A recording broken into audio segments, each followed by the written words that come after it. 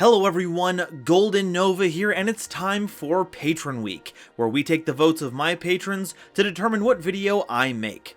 If you'd like to be a part of next month's vote, make sure to check out the links down below, but for now, it's time to visit a theme that rounds out a pack that I started covering right at the very beginning of this channel. We started with vampires, later covered sky strikers, but now it's time to bring it all home with everyone's favorite band of furry friends, Fur Hire. Premiering in the May 2018 deck build pack, Dark Saviors, this ragtag team of reptiles, beasts, and dragons take to the skies, traveling the world in search of those in need, and hopefully have the coin to pay for it. All the while, they espouse the virtues of a diverse type and attribute base, playing a wide variety of on-theme cards, and using the power of teamwork to utilize every kind of effect under the sun. So, let's introduce our crew to see what they're made of, fire up the engines to see where our airship takes us, then see if we can recruit any enigmatic members to our fuzzy friends. It's time to open up the yellow pages, cause we need some mercenaries for hire. But before we continue, a quick reminder to please like and subscribe if you've enjoyed my content so far. We're on the road to 100,000 subscribers, and there's no better way to get there than on our duel runners. Our next stop is 30k, where we'll have Jack Atlas Explained, which includes Resonators, Red Dragon Archfiend, and whatever other cards were used by the Master of Foster. We've also got our Discord, where people are just going nuts over Sprite Ojama. I'm also on Twitch, where you can join me for viewer duels and progression polls pools, and don't forget about my Patreon, where you can gain access to my videos early, reach some of these milestones, as well as helping to determine which explained videos I make. Thank you all so much for watching, and now, back to the video. So, what's the deal with Fur Hire? Well, you'd be hard-pressed to find any kind of parallel between their types, attributes, levels, or battle stats. Rather, it's all in their effect text. Our level 4 and lower monsters for hire can special summon a differently named for hire from your hand, and have an effect that triggers when a for hire monster is special summoned while they're on the field, except during the damage step. So it pays to play as many differently named copies of them as possible to make the most of this effect, as you could end up summoning your entire hand in a single turn. Our level 5 or higher monsters for hire, however, have an effect that triggers on their own special summon and is stronger the more for hires you control, as well as having an additional effect. An additional note before we move on though, and it's gotta be one of my favorite pieces of Yu-Gi-Oh trivia ever. See, when referring to a group of monsters or archetypes, the formatting will be X by a Y monster. So, special summoned by a Gladiator Beast monster, or add one Sky Striker card from your deck to your hand. But some absolute geniuses in the localization department decided to make a teeny tiny adjustment to the problem-solving card text, referring to the monster archetype at the end. So instead of saying, you can special summon one for hire monster from your hand, it says, you can special summon one monster for hire from your hand, cause they're all mercenaries for hire. I know this kinda digs at people who are sticklers for effect formatting, and I get it. Early card text is a nightmare. But things have gotten much better ever since problem-solving card text became standardized, and I think it says a lot about that process that the formula can be remixed a little bit, still function exactly the same way, and we all get a little chuckle out of it. And honestly, if you're pretentious like me, this is actually one of the strongest storytelling through mechanics moments that's ever been implemented. Like, Light Sworns are pretty distinctly Light Sworns. They're all light monsters, they generally mill from the deck, and they're a part of a pretty unified looking organization. They are Light Sworn monsters. But all these monsters have different everything, who only function when they work together as a team. For all we know, in the context of this world, Bravo is a Sizzlemander monster, while Dompa, Recon, and Beat are all rascal rodents. But here, they're all just monsters for hire. Okay, enough of my blabbering, it's time to talk about the monsters. Let's start with Philo, Messenger for Hire, a level 1 Wind-Winged Beast monster with 0 attack and defense. And if a monster for hire is special summoned to your field, you can target a monster for hire in your grave and special summon it in defense position, but place it on the bottom of your deck if it leaves the field. I suppose this is to keep you from linking off your target, then recycling it over and over to get its effect. I can't say I blame them, Sagitta Burn would be an exceptionally boring playstyle. But even with that modification, this effect is outrageously strong, helping you to regain access to effects you'd lost, and is a great way to get material for a Link monster we'll talk about in a bit. But because of this, it's a magnet for effect negation and removal, which I think is particularly gauche. I know you're always supposed to bolt the bird in Magic the Gathering, but you never, under any circumstances, shoot the messenger. Donpa, Marksman for Hire, is a level 2 Wind Beast monster with 500 attack and 1000 defense, and if a monster for hire is special summoned to the field, you can target a face-up card on the field and destroy it. They're a great way to clear known threats, but what about unknown threats? Well, that's what their companion, Recon Scout for Hire, is here for. They're also a level 2 Wind Beast monster, but they have 1000 attack and 500 defense, and they have the exact same effect trigger, but they can target a set card on the field and destroy it. This pair makes for an excellent removal suite that can't be beat, mostly because beat is another monster for hire. So despite their meager stats, they make for an excellent leading play going second, as they can help pick apart an opponent's board with ease, allowing you to snipe some wins. Beat Bladesman for Hire is a level 3 Earth Warrior monster with 1200 attack and 500 defense, and if a monster for hire is special summoned to your field, you can add one monster for hire from your deck to your hand. So you can normal summon Beat, have them summon a monster for hire, triggering Beat's effect, so now you definitely have a monster for your new hire to summon out, be it another level 4 or lower to continue the chain, or a level 5 or higher to cap it off. Either way, you can bet that this Blade Bunny means business, as they always make sure that they get a fair cut of the profits.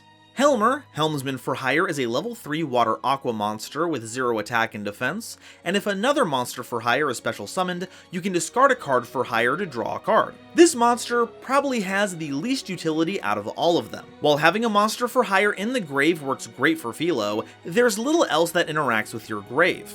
And it's certainly not a good normal summon to start your plays off, because they're going to get picked off almost immediately. However, draw effects just about always have merit no matter what, because of their ability to potentially dig you into off-theme cards and tech picks that give you an advantage. But, despite all that, I still feel like Helmer here is a bit of a fish out of water.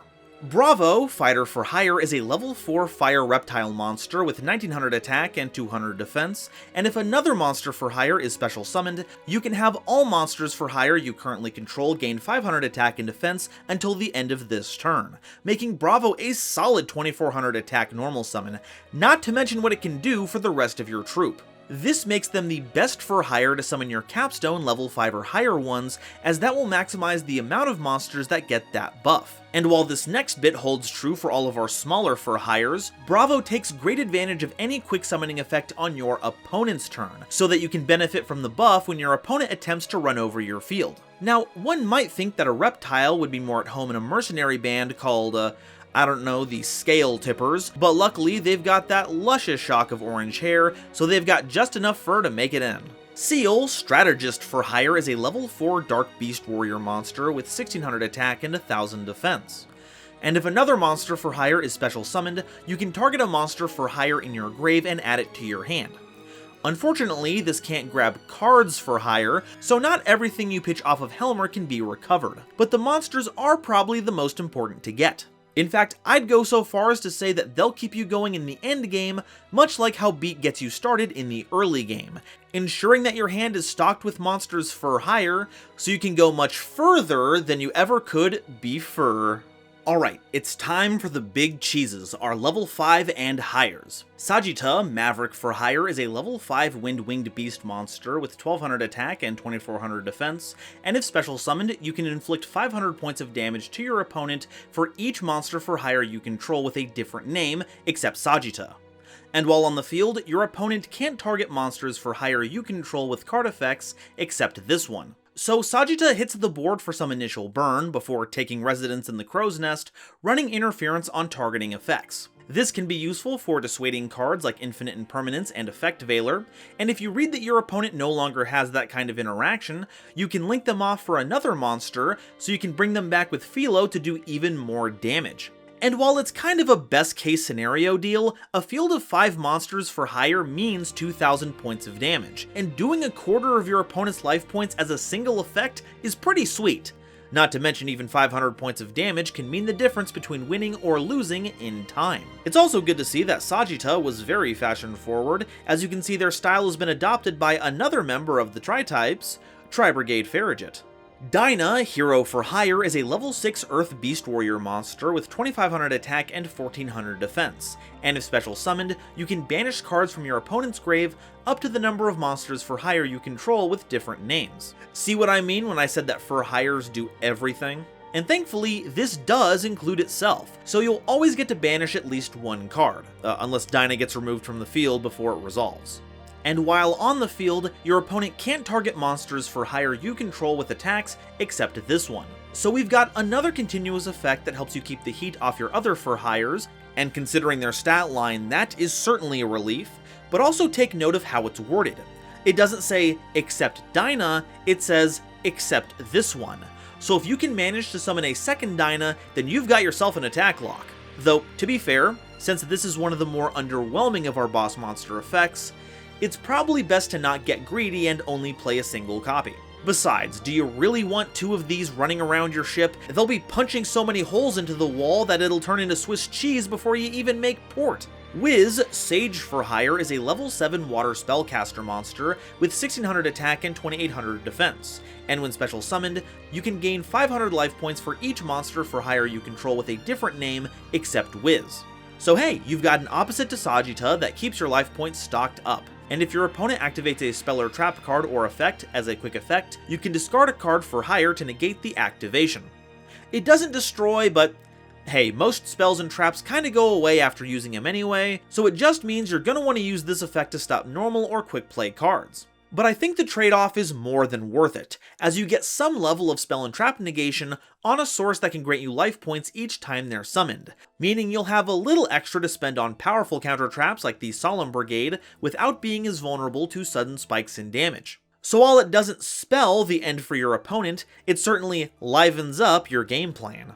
Rafal, Champion for Hire, is a level 8 light dragon monster with 2800 attack and 2200 defense, and if special summoned, you can excavate the top cards of your deck equal to the number of monsters for hire you control with different names, not counting Rafal, and if you do, add any of them to your hand. Also shuffle the rest of the cards back into your deck. So they're a pot of duality with no drawbacks, and you get that card as long as you have another monster for hire to pair with them. Additional names just increase how many choices you have, kinda like how Pot of Prosperity works. And when your opponent activates a monster effect as a quick effect, you can discard a card for hire to negate the activation. The lack of destruction stings a bit more here, as this won't do anything to stop Psyframe Gear Gamma in the long run, or really anything. But I guess we'll just have to live with it. They're an excellent way to dig for the cards you need, and ooh, gosh, look at those abs. You could grate cheese on those things. But before you go thinking we can just play extravagance in this deck all willy-nilly, we do actually have an extra deck monster, and it's a darn good one too. Fulgo, Justice for Hire, is a Link 3 Dark Bink Bleast Jesus. Fulgo, Justice for Hire, is a Link 3 Dark Beast Link monster with 2400 attack, requiring any 3 monsters with different types as material. And Fulgo themselves can't be used as Link material, so there goes the access code line, I guess. If this card is Link summoned, you can special summon a monster for hire with a different type than the 3 monsters used for its Link summon from the deck in defense position. And if any number of cards your opponent controls is destroyed by a battle or card effect, you can draw a card. Then, if you control 3 or more monsters for hire with different names, draw 2 additional cards. That's right, with just Fulgo, you still get the draw, which is amazing, but pair them with 2 friends, and you're plussing more than Pot of Greed. Heck, it even summons one of those friends with its own effect, so it's not like it'll take long to get that effect online. The downside is that this effect is putting the hire before the fur, so to speak. The playstyle of burping everything in your hand onto the field at once leaves you with very few reserves that not a lot of your cards are helping to restock. Fulgo is here to draw you almost an entirely fresh grip, which mitigates this, but you have to get knockoff Were-Garurumon onto the board first. And if your opponent hits you with disruption at almost any point, you'll likely find yourself without the resources to reach critical mass. However, knowing these issues means you can prepare to help play around it, so bringing a healthy amount of revival tricks can help with this. And let's be real here, Everyone wants to pull off the draw 3 effect. The value cannot be resisted. I mean, the best part of waking up is a little Folgo in your cup. Okay, that's all the monsters, now it's time for the spells and traps. Mayhem for Hire is a quick play spell that targets a monster for hire in your grave and special summons it in defense position. So no matter what, you'll be triggering the effects of all your level 4 or lower for hires you control, and if you get back a level 5 or higher, you get their effect. The chain blocking at this point is going to be intense. And since it's a quick play, you can do this during your opponent's turn to get maximum value out of beat, pop cards with Recon and Dompa, or revive another monster for hire with Philo. I'm also getting like a lot of Tri-Brigade energy from this image. This is kind of uncanny. Are we sure they don't like know each other? Rookie for Hire is a quick play spell that has you attributing a monster to special summon a monster for hire from your hand or deck whose level is 1 higher or lower than the attributed monster had on the field. But you cannot declare an attack with monsters this turn except with monsters for hire. So if used on your opponent's turn, it doesn't really affect anything, but if used on your turn, you just have to watch out for whatever random monsters you field. It can also be used as a way to dodge targeted interaction. But no matter when you use it, this card is a complete bop. Not only can this trigger your monster effects like Mayhem can, this can swap out a monster whose effect you've already triggered for a fresh one. You can trade a Seal or Bravo for a beat, or turn Philo into either Dompa or Recon. You can also move up and down your level 5+ club, turning Dinah into Wiz for some quick life points, or turning Wiz into Rafal to nab a card. And it lets you tribute a monster, not just a monster for hire. So if you summon an off-theme monster that happens to mesh well with the deck, Rookie lets you bring them on board for a trial run. Fandora, the Flying Fortress, is a field spell that, during your draw phase before you draw, you can give up your normal draw to just add a monster for hire from your deck to your hand.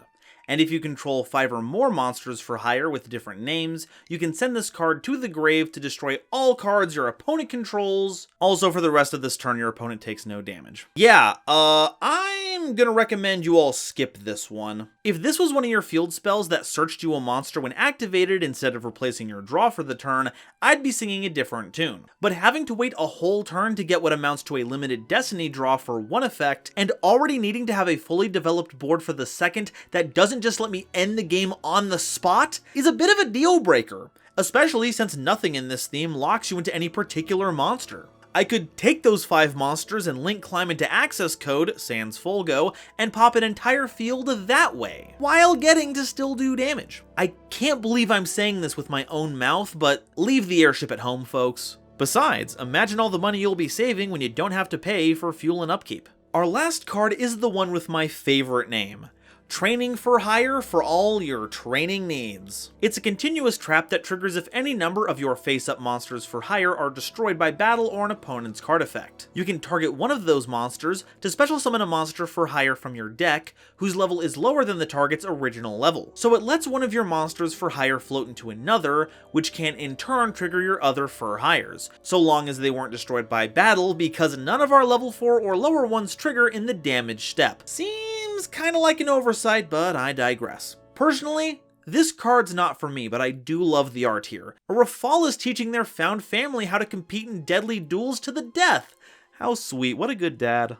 Okay, so that's all the cards for hire. Now what do we do with them? Well, most of our effects are meant to build up advantage to take it away from our opponent, which leaves our win condition as beating up our opponent something fierce. So that's what we're gonna do. We'll use Dompa and Recon to clear the way for bigger monsters like Rafal and Dinah to close things out, supported by a swath of utility effects to keep things churning along.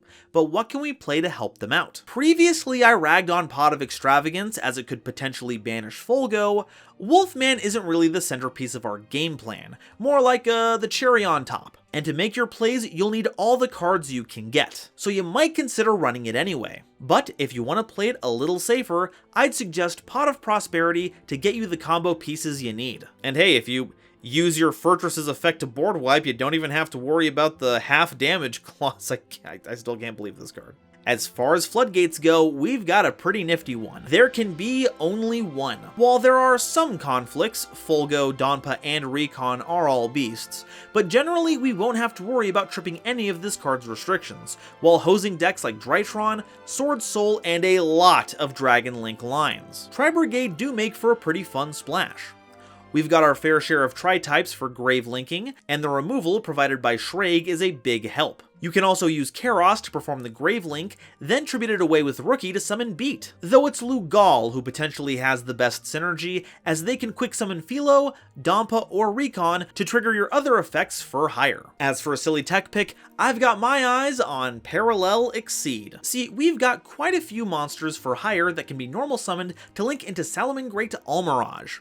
If you do that with Parallel Exceed in hand, then you've got 3 Cybers monsters on board that can help you get into full go. How? Well, it's gonna take a bit of funky deck building, but you could turn those 2 level 4s into Gallant Granite, which can then search you Adamantipator Researcher. You can then special summon Researcher because you control a rock monster, at which point you link Researcher and Gallant into Halka Vibrax, which can then summon another copy of Researcher. At this point, you've got a Cybers, a Machine, and a Rock, none of which conflict with our current for higher types. At which point you can fold all 3 of them into full go. Sure, you're running bricks out the wazoo, but the important part is that it's fun. And that's all I've got to say about for hire.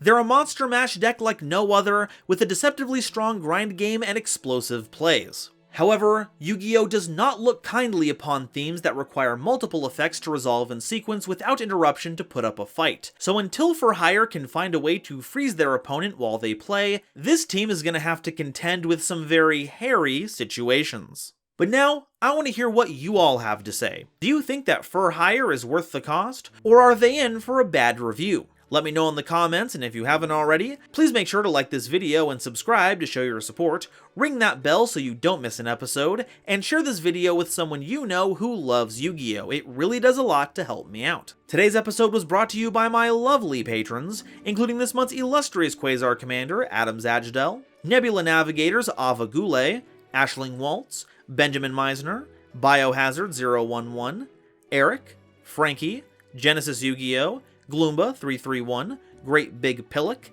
Howling Zangetsu, Inblink, Ironic, John Manji, Julius Sneezer, Larakia, Panther J, Rebel King Lucifer, Ruxith Sarani, Shooting Star 3300, The Fresh Prince of Conair, The Wizard Moose and Xander Wolfensberger, Cosmic Crusaders, Bear Sharktopus Studios, Serb, Chazghost, Corbinisms, Cozy Boat 275, Jesus Garcia, Manga Pages, Marion James E. Picata, Nitromo, RGS, Rem T. Bright and the Legendary Raven, as well as the wonderful Starlight Explorers you see on screen now. I'm only able to continue doing this thanks to the support of these lovely people, so if you'd like to be a part of these credits as well as help me in my journey to cover all of Yu-Gi-Oh's archetypes, please check out my YouTube membership or Patreon links in the description to see if I have anything you'd like on offer. And if you want to see another deck that loves mixing it up with a lot of different types, check out this video I did covering Therians. And if you want to see 2 Yu-Gi tubers going at it, check out Noah Jenkini's latest series, Progression Polls, where your voice shapes the format. Thank you all so much for watching, and I'll see you next time. Bye-bye.